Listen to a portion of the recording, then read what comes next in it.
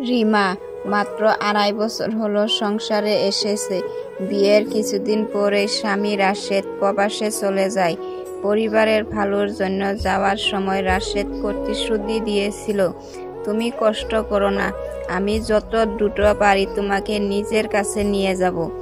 কিন্তু ভাগ্য সবসময় প্রতিশ্রুতির মতো হয় না। স্বামী চলে যাওয়ার পর থেকেই রিমার জীবনে শুরু হলো নতুন অধ্যায়, যেটা শুধু কষ্ট আর অপমানের। শাশুড়ি প্রতিদিন কোনো না কোনো অজুহাতে বকাঝকা করত, আর ননদ নীলা সুযোগ পেলে কটাক্ষ করত, তুমি তো কিছুই জানো না, ঘরের কাজও পারো না, এখন বউ এনে আমাদের সর্বনাশ করেছে ভাই। রিমা চুপ করে সহ্য করত, কারণ সে জানতো উত্তর দিলে তারা আরো বেশি কষ্ট দেবে। দিনের পর দিন এই পরিস্থিতি চলতে থাকলো। অনেক সময় শাশুড়ি রান্না করা খাবার নিয়ে খুঁত ধরত, ননদ তার জামা কাপড় পর্যন্ত তুচ্ছ করত। রিমার মনে হতো তার অস্তিত্ব যেন এখানে অপ্রয়োজনীয়।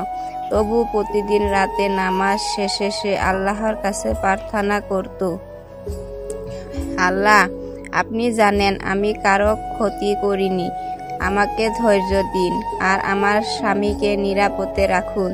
একদিন বিকেলে ননদ আর শাশুড়ি মিলে রিমাকে এত অপমান করলো যে তার চোখে পানি এসে গেল। ঠিক তখনই ফোনে রাশেদের কল এলো। কাপা গলায় রিমা বলল, তুমি জানো না আমি কত কষ্টে আছি। রাশেদ মনোযোগ দিয়ে সব শুনলো, তারপর শান্ত গলায় বলল, রিমা তুমি শক্ত থাকো, আল্লাহ ধৈর্যশীলদের সাথেই আছেন, আমি সব ঠিক করব ইনশাল্লাহ।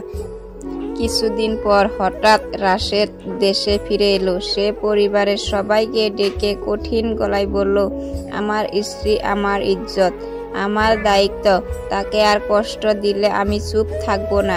সেদিনের পর থেকে শাশুড়ি আর ননদ ধীরে ধীরে তাদের আচরণ বদলাতে শুরু করলো। রিমা বলল, ধৈর্য আর দোয়া কখনো ব্যথা যায় না। শেষ রাতে নামাজের শেষে সে আল্লাহর কাছে কৃতজ্ঞ হয়ে বলল, আপনি সত্যি প্রতিশ্রুতির মতো, যারা ধৈর্য ধরে তাদের জন্য আপনি সেরা ফল রাখেন।